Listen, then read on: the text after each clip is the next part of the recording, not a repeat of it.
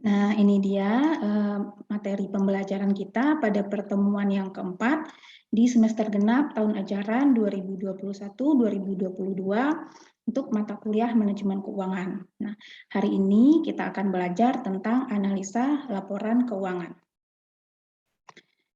Pokok pembahasan kita pada hari ini yang terdiri dari 6 butir. Yang pertama adalah pengertian dari analisa laporan keuangan. Yang kedua mengenai arti penting dari analisa laporan keuangan. Yang ketiga manfaat dan penggunaan analisa laporan keuangan. Yang keempat tentang analisis rasio keuangan. Yang kelima, jenis-jenis rasio keuangan. Di sini kita akan mempelajari rasio likuiditas, solvabilitas, dan rentabilitas. Dan yang terakhir adalah latihan soal yang terdiri dari soal-soal konsep dan praktek menghitung rasio keuangan. Yang pertama, kita bahas dulu mengenai pengertian dari analisa laporan keuangan. Analisa laporan keuangan merupakan suatu kegiatan yang menganalisa laporan keuangan. Nah, laporan keuangan ini lahir dari suatu konsep dan sistem akuntansi keuangan. Nah, sebagai kita mana sudah ketahui bahwa laporan keuangan itu terdiri dari 4 laporan yang utama ya. Yang pertama adalah neraca, yang kedua adalah laporan rugi laba, yang ketiga adalah laporan perubahan modal, dan yang keempat adalah laporan arus kas.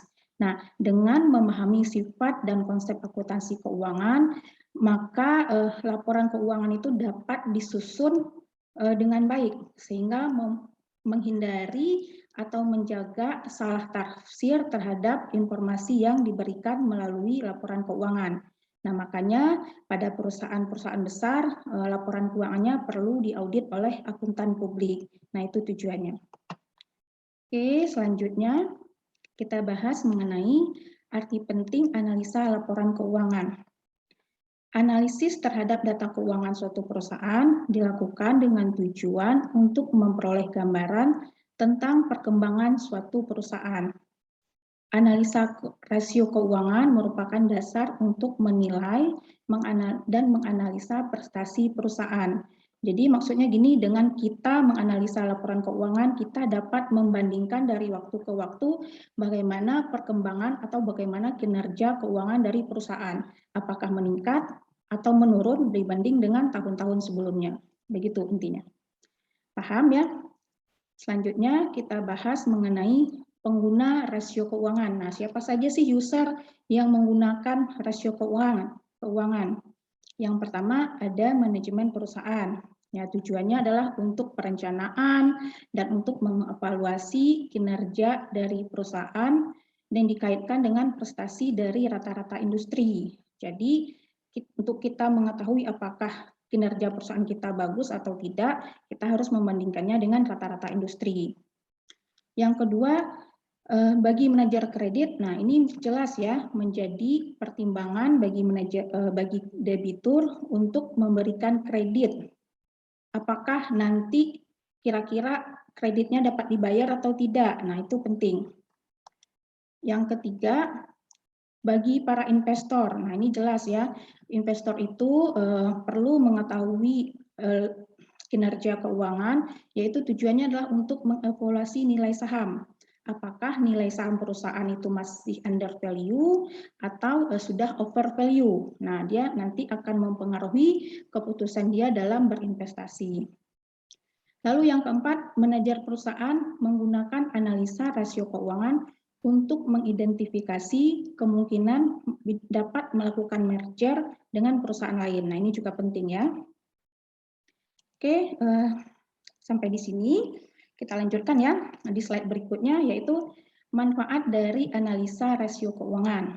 Nah, manfaat yang dapat diambil yaitu yang pertama adalah analisa rasio keuangan bermanfaat untuk dijadikan sebagai alat menilai kinerja dan prestasi perusahaan. Nah, tadi sudah saya jelaskan bahwa harus dibandingkan dengan rata-rata industri. Yang kedua, analisa rasio keuangan sangat bermanfaat bagi pihak manajemen sebagai rujukan untuk membuat perencanaan. Nah, artinya dengan melihat kinerja dari laporan keuangan, perusahaan dapat membuat suatu rencana, apakah mau menambah pabrik baru, memperluas pemasaran, dan lain-lain sebagainya.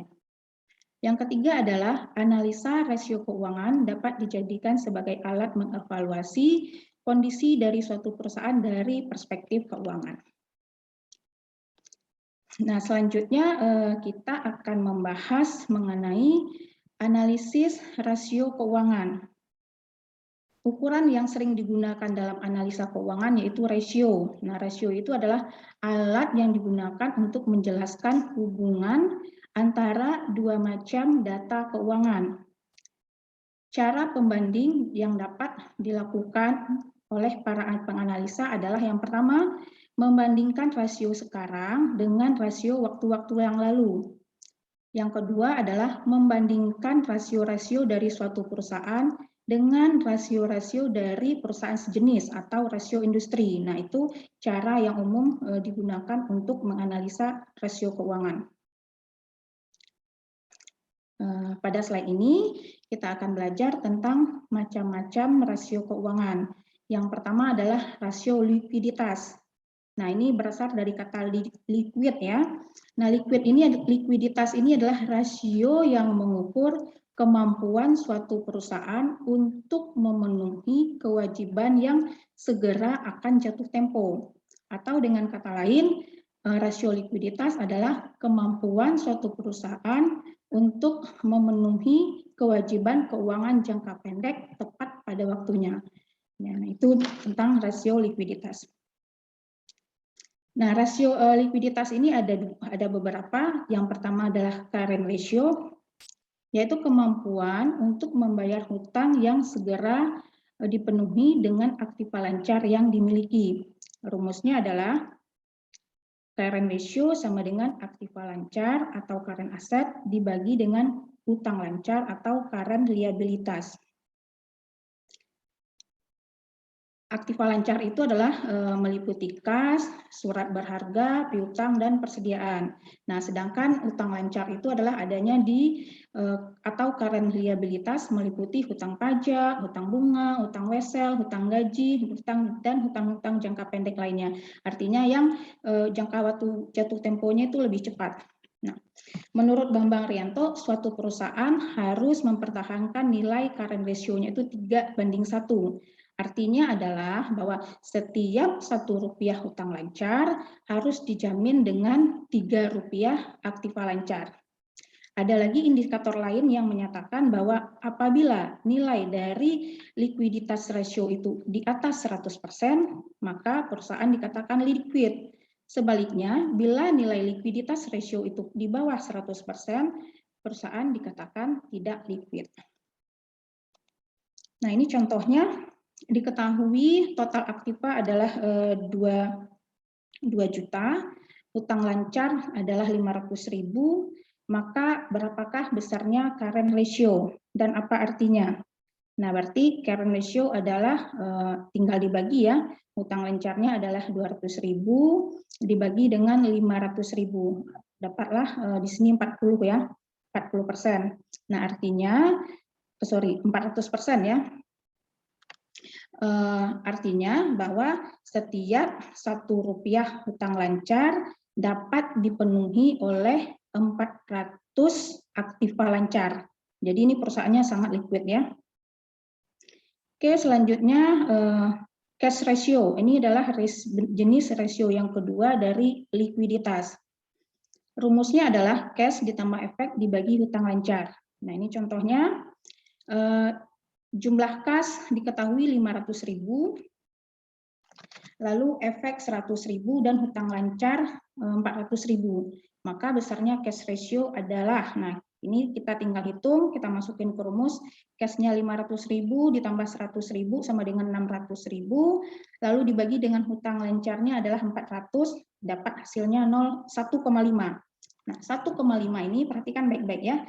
1,5 ini artinya setiap Rp1 hutang perusahaan dapat dipenuhi oleh efek oleh kas dan efek yang dimiliki perusahaan sebesar 1,5 rupiah. Jadi dapat dikatakan bahwa perusahaan ini liquid. Selanjutnya ada WACC atau Exit Test Ratio. Nah, itu adalah kemampuan perusahaan untuk membayar hutang yang segera harus dipenuhi dengan aktivitas lancar yang lebih liquid. Nah, rumusnya adalah kas ditambah efek ditambah piutang dibagi dengan hutang lancar. Nah, contoh soalnya dengan menggunakan poin data pada poin B sebelumnya, diketahui bahwa piutang sebesar 50.000, maka besarnya quick ratio adalah berapa dan artinya apa. Nah, kita hitung ya. Kita hitung kasnya adalah 500.000, kita tinggal masukin efek 100.000, lalu piutangnya adalah 50.000. Kalau kita jumlahkan sama dengan 650.000 dibagi dengan 400.000, itu dapatnya 1,625. Nah, 1,625 ini artinya setiap Rp1 hutang lancar dapat dipenuhi oleh kas efek piutang perusahaan sebesar 1,625. Jadi artinya rasionya di atas 100%, berarti perusahaan ini liquid ya. Oke, selanjutnya sampai di sini paham ya. Selanjutnya kita masuk ke rasio solvabilitas. Nah, solvabilitas ini adalah kemampuan perusahaan untuk memenuhi segala kewajiban finansial yang jatuh tempo. Kewajiban finansial pada perusahaan dilikuidasi.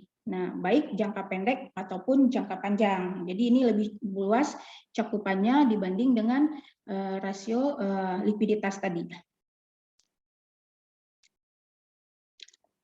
Rasio solvabilitas terdiri dari yang pertama, debt to asset ratio. Rumusnya adalah total hutang dibagi dengan total aset.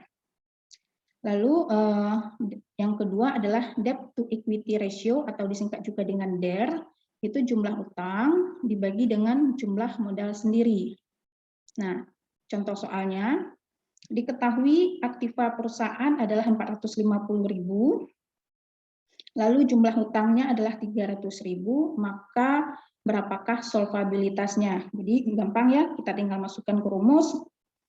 Total hutangnya adalah 300.000 dibagi dengan 450.000 dapat 0,66. Nah, ini artinya sama, setiap Rp1 hutang perusahaan dapat dipenuhi oleh 0,66 aset perusahaan. Jadi ini kalau kita lihat 0,66 rupiah ini, kalau kita persenkan 66%, berarti di bawah 100%, berarti perusahaannya tidak solvable.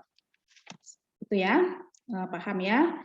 Selanjutnya kita bahas rasio rentabilitas. Nah, rentabilitas ini adalah kemampuan perusahaan untuk menghasilkan laba selama periode waktu tertentu. Ini terdiri dari yang pertama adalah rentabilitas ekonomi, yang kedua rentabilitas modal sendiri atau disebut juga dengan rentabilitas usaha. Perbandingan antara laba usaha modal sendiri dengan modal asing yang dinyatakan dalam persen. Nah, itu rentabilitas rentabilitas ekonomi. Artinya laba usaha dibagi modal, total modal. Nah, yang kedua adalah rentabilitas modal sendiri, yaitu perbandingan antara laba bersih dengan jumlah modal sendiri. Nah, ini perhatikan di sini bahwa rentabilitas modal sendiri yang dibandingkan adalah dengan modal sendiri. Beda banget dengan yang A. Kalau yang A itu pembandingnya adalah total modal, baik modal sendiri ataupun modal asing. Ini ada contoh soal. Nah, ini contoh soalnya ya. Yang pertama, suatu perusahaan mempunyai jumlah modal sebesar 200.000 yang terdiri dari 100.000 hutang dengan bunga 10%. Berarti modal sendirinya adalah 100.000 ya. Jadi totalnya hutang 100.000, modal sendiri 100.000, sehingga dapat 200.000. Keuntungan selama setahun adalah Rp40.000. Maka berapa besarnya rentabilitas ekonomi dan apa artinya? Nah, yang kedua, dengan menggunakan data nomor 1, jika diketahui pajak pendapatan sebesar 12.000, maka besarnya rentabilitas usaha dan apa artinya? Nah, yang pertama masukin ke rumus dulu ya. Rentabilitas ekonomi itu rumusnya adalah tadi laba usaha dibagi dengan modal, total modal, baik itu modal sendiri tambah modal asing. Berarti di sini adalah laba usaha itu 40.000 dibanding dengan 200.000. Nah, itu hasilnya sama dengan 20%. Lalu yang kedua adalah jika diketahui pajak pendapatan 12.000, maka besarnya rentabilitas usaha adalah, berarti ini kita masukin ke rumus rentabilitas usaha. Tadi rumusnya adalah laba bersih dibagi modal sendiri. Nah, laba bersihnya berapa? Yang pertama adalah 40.000. Ini laba usahanya ya, 40.000 dikurang dengan pajak. Kurangin dulu dengan pajak 12.000. Nah, sama dengan 28.000 dibagi dengan modal sendiri. Nah, modal sendirinya tadi di sini ya, 100.000. Itu sama dengan 2,8. Atau kalau kita jadiin 100% itu adalah 280.000. Artinya apa? Dengan menggunakan modal sendiri sebanyak 100.000, perusahaan dapat menghasilkan keuntungan sebesar 280%. Nah, itu materi kita mengenai rentabilitas dari rasio dari rentabilitas. Nah, ini selanjutnya ada tugas ya. Ada tugas, tugasnya adalah yang pertama ini ada data keuangan PT ABC, data-datanya seperti ini, ada kas dan bank, lalu efek, piutang, persediaan, total aktiva, dapat segini ya. Nah, ini total pasifanya adalah 7.115.000, ini balance ya, sudah balance. Lalu ada data laporan laba rugi. Nah, ini penjualannya 9.800, lalu laba bersihnya 674. Di sini ada laba kotor. Laba kotor itu sering disebut juga dengan laba usaha ya. Laba usaha 2548. Ini data-data. Nanti silakan mahasiswa mencermati. Apabila kurang paham, boleh bertanya. Cermati dulu ya. Nah, ini lalu ada soal latihan tugas selanjutnya yaitu tentang konsep-konsep. Di sini ada 5 soal mengenai likuiditas, solvabilitas, rentabilitas. Berdasarkan laporan di atas, hitunglah berapa rasio likuiditas perusahaan yang terdiri dari current ratio, cash ratio, fixed asset test ratio. Dan kedua, hitunglah solvabilitas perusahaan yang terdiri dari total asset to debt ratio, net worth debt to debt ratio. Dan yang ketiga, hitunglah rentabilitas rasionya yang terdiri dari rentabilitas ekonomi dan rentabilitas modal sendiri. Jangan lupa diartikan setiap hasil perhitungannya artinya apa atau interpretasinya seperti apa. Lalu, nah ini soal latihan yang selanjutnya atau soal tugas yang selanjutnya adalah mengenai konsep-konsep dari teori-teori yang tadi kita sudah pelajari. Di sini ada 5 soal ya. Yang pertama, ini yang kedua, ini yang ketiga, dan ini yang keempat, dan yang kelima. Nah ini nggak terlalu susah menurut saya. Jadi cuma perlu hati-hati dalam menghitung dan melihat benar-benar supaya tidak salah rumus gitu. Nah, materi ini untuk tugas ini sudah saya posting juga di ruang tugas MyBest e-learning. Silakan mahasiswa untuk mendownloadnya. Nah, begitu penjelasan hari ini mengenai materi perkuliahan. Silakan disimak kembali, dibaca-baca kembali. Jika ada pertanyaan, kita akan buka forum diskusi ya, ada di ruang diskusi MyBest. Oh iya, sebentar. Ada sedikit materi tambahan dari saya. Sebentar ya, saya coba share ya.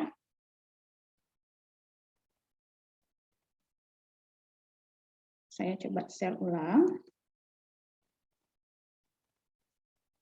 Nah, ini materi tambahan dari saya.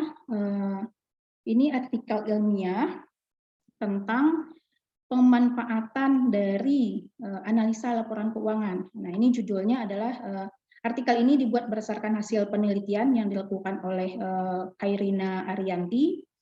Judulnya adalah analisis laporan keuangan sebagai alat untuk mengukur kinerja keuangan pada PT Zaki Indah Perkasa cabang Sungai Tabu. Nah, jadi ini mahasiswa saya harapkan membaca semuanya. Ini ada beberapa halaman ya, beberapa halaman sehingga mahasiswa tahu gitu penggunaannya di lapangan itu seperti apa. Rasio-rasio yang kita pelajarin tadi di lapangan itu digunakannya seperti apa. Nah, ini penelitian yang dilakukan oleh saudara Haryanti tadi untuk periode tahun 2016, 2017, dan 2018. Nah, dari sini nanti dia akan membandingkan dan dia nanti menyimpulkan seperti apa kinerja dari perusahaan. Jadi ini yang tadi saya katakan bahwa salah satu penggunaan rasio adalah untuk kita mengetahui bagaimana kondisi keuangan suatu perusahaan. Oke, demikian slide presentasi dari saya. Untuk selanjutnya kita akan berdiskusi di ruang diskusi MyBest ya. Atau setelah ini kita buka sesi tanya jawab. Gitu ya. Oke, saya stop share dulu. Nah, demikian ya mahasiswa semuanya. Silakan dicermatin lagi materinya, dipahami lagi. Bila ada yang bertanya, setelah ini kita akan buka sesi tanya jawab. Oke, terima kasih. Assalamualaikum warahmatullahi wabarakatuh.